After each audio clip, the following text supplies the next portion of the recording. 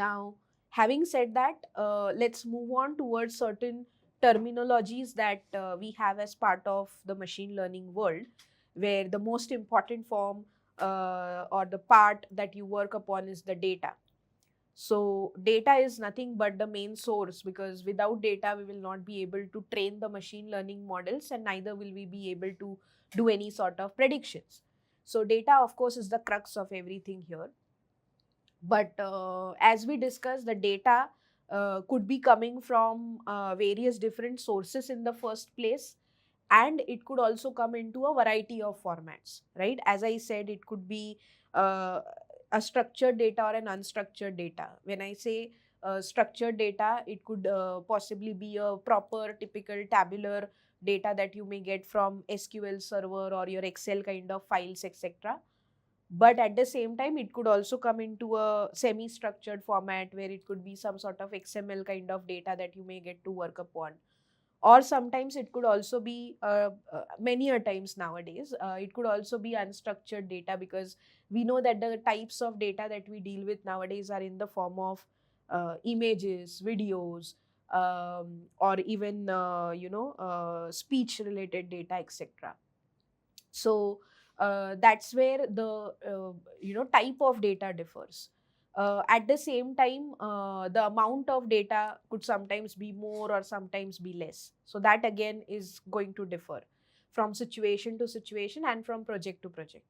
And at the same time, it could be coming at any frequency. So at times your data could be getting generated at a weekly basis. At times it could be getting generated at the intervals of seconds. So the frequency at which the data gets generated is also always going to be different. So that is something that we need to take into consideration while working on different projects, because every project could have its own set of requirements, correct? And the data that we receive could be either labeled or unlabeled, and this is one of the major things that we will see in the upcoming slides, because we need to understand the difference between labeled data and the unlabeled data. Because when we go ahead and talk in terms of the types of machine learning, which is the supervised and the unsupervised machine learnings that we will discuss, and based on that, the different algorithms that fall under each of them, at that time this concept of labeled and unlabeled data will be revisited. So let me tell you what is a labeled and unlabeled data first of all, so that you understand the crux of it. So what is labeled data? Labeled data is nothing but a kind of data where you have the y variable given to you. A labeled data takes a set of unlabeled data and augments each piece of that unlabeled data with some sort of meaningful label. Now, if you look at this example that has been given to us, this is an image of a cat, and you can see it has been labeled as a cat, correct? So when I feed this image to the model, it will be able to understand that if these are the kind of features present in an image, then that image belongs to a cat. Whereas similarly, if this is a kind of image that is seen across the data set, then this has been labeled as dog, such that the model understands that this is an image for the dog. So cat and dog, these keywords that we have right now are nothing but the labels. So basically, where we think of this data, instead of images, let's think of this data in the form of a tabular data. Let's assume we have been given the features of the animals, both cat and dog. So the independent variables will be nothing but the features of that cat. And similarly, the features of the dogs will also be the independent variables. So we have some common features for both the animals, and based on the values that are present for those features, we will try to categorize that animal as either a cat or a dog. So cat and dog, the labels which we have over here are nothing but the values of my target or the dependent variable. So if these are the features, then it is a cat, and if these are the features, then it is a dog. So in a way, your independent variables are going to be your features of the data, and the target or the dependent variable are nothing but your labels. So where you have a data which has both the x and the y variables, or the independent variables as well as the dependent variable is given to you, That is a kind of labeled data. Okay. Whereas you also have unlabeled data. Imagine this kind of a data where you are just feeding the images to the model. You are nowhere, describing that this is a cat or this is a dog. Similarly, this is a dog and this is a cat. You're not describing that. So you have unlabeled data here, wherein you are just trying to pass the data to the model, and you will rely on the model to understand certain features from that set of data or the images in this case, understand those differences in the features, and based on that it will be able to relate to, okay, these are two different categories of images. Now over here, the model by any means will not be able to tell us that this is a cat or this is a dog, right? Why? Because it does not know in the first place that there are two values as cat or dog. It's an unlabeled data. So all that it will be able to understand is that this image is different from this image and this image, whereas it is similar to this fourth image that we have over here, right? This is the trends or the patterns that it will be able to identify in that data, and it will be able to kind of divide that data. But it's not a case where we have been given the y variable. So it is unlabeled data, and some different set of algorithms will be implemented on this unlabeled data, because we are working on just the independent set of variables, and there is no dependent variable present itself over here. So that is the kind of differences between the labeled versus the unlabeled data that you have, because as I said, this keywords will again come into the picture when we talk about the supervised and the unsupervised machine learning algorithms, and that's where you need to be able to relate to what is unlabeled and what is the labeled data. So remember, where you have the y variable given to you, that becomes your labeled data, whereas where you don't have the y variable given to you, that becomes your unlabeled data. So what could be the examples of unlabeled data?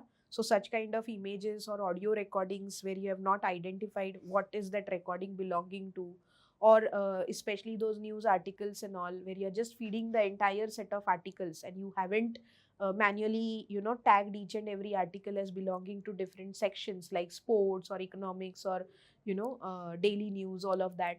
So that is where such kind of data would be a set of unlabeled data. And as I said, the kind of techniques that you would have to apply onto unlabeled data are going to be different from the kind of techniques that you would be applying onto labeled data while you work on the machine learning projects. So that is the major difference between the labeled and the unlabeled data. Some other terminologies that you will come across when you're dealing with a machine learning project is the columns and the rows and the cells. So column or variables are nothing but the columns in your data, right? As simple as that. So it describes the data of a single type. For example, you have the weights or the heights or the prices given to you. Those are all columns, right? And all of the data that is present in a single column will have the same scale. So suppose, for example, I mean, ideally that should be the case. Like if you have a variable of weight, all the values should be in the same units. Let's say if it is in kgs, all the rows should have the value in kgs only, right? You can't have values in the form of grams over there, because then that is not a proper data for you. So that's one of the thing. Similarly, if heights have been given to you, you can't have one in inches or one in feet and the other one in meters, right? It has to be in the same units for all of the rows. So that's the kind of, that's logical, but yes, this is something to remember, that columns are nothing but your features of the data. And there could be either a single feature, or there could be multiple features present that will help you predict the value for the target variable. So that differs from data set to data set, of course. And rows are nothing but a single entity that describes single entity or observation whose properties are described by all of the columns. So an individual row is what we are talking about over here. And we know that more the number of rows, the better the model would be trained upon. So the as you gather more and more data, you'll be able to train your model more efficiently, and that's where it will give you more reliable predictions, right? So that's something to understand about the row. And what is a cell? It's just a combination of a row and a column, right? So any single value that you point to with the help of, the combination of row number and the column number, that is what is going to be a cell for you. Okay. So if you look at this tabular or a graphical representation here, A, B, C, D, these are nothing but your columns, right? And this is nothing but a kind of indexing column A, where you can see row 1, row 2, row 3 are the kind of index labels that you have.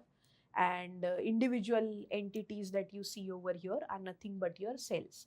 So if I have to access this particular cell, how will I access it? Cell 1, 1, which means first row, first column. Similarly, over here, this is first row and the second column. So this is named as cell 1, 2. So these are nothing but the very common terminologies that you have seen as part of Excel also.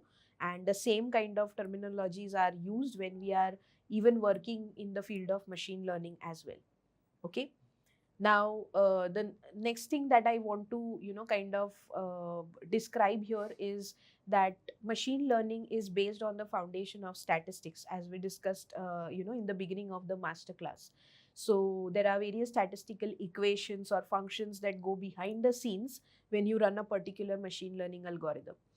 So what I want you to understand is that whatever the algorithm is actually going to perform behind the scenes is kind of going to be a function on the basis of the independent variables. You will try to find out the value for the dependent variable. So let's say, for example, uh, the columns that we have are referred to as the input variables or the features of the data, and the column of data that we would like to predict is called as the output variable or the response variable. In other words, these are nothing but those same terminologies that we have used before, the independent and the dependent variables. So all the input variables are nothing but your independent variables, whereas the dependent variable or the target variable is also known as your output variable or the response variable. Okay. And your output variable is nothing but a function of all your input variables. So all the input variables ka values, when you combine and you try to relate a logic between them, that's where you get the value for the output variable. Okay. And this is where the most common type of machine learning is to is to learn the mapping of y is equal to the function of all the x. So what the machine learning algorithm will try to do is, it will try to understand the relationships between all of the variables, based on which it will learn the mapping of the variables. So if the value of one variable increases, then how much, the value of the other, gets affected, and all of that is the kind of pattern that it will try to learn, such that once that pattern has been finalized, it will know ki if I try to put some other values for the x, I'll still end up getting the, correct y being predicted there. So this is called as, your predictive modeling or the predictive analytics, as we discussed. And of course, the goal is to make the most accurate predictions possible over there. Okay. And if there are more than one input variables, which of course is the situation always, you hardly have a data where it's just a single independent variable that you work upon. Because we know, in order to predict a particular value, there are several factors, that it is dependent upon. So let's take an example. Suppose if I'm trying to predict the salary of an employee, um, it could be maybe, the prediction that I'm doing is maybe simply on the basis of experience of the employee.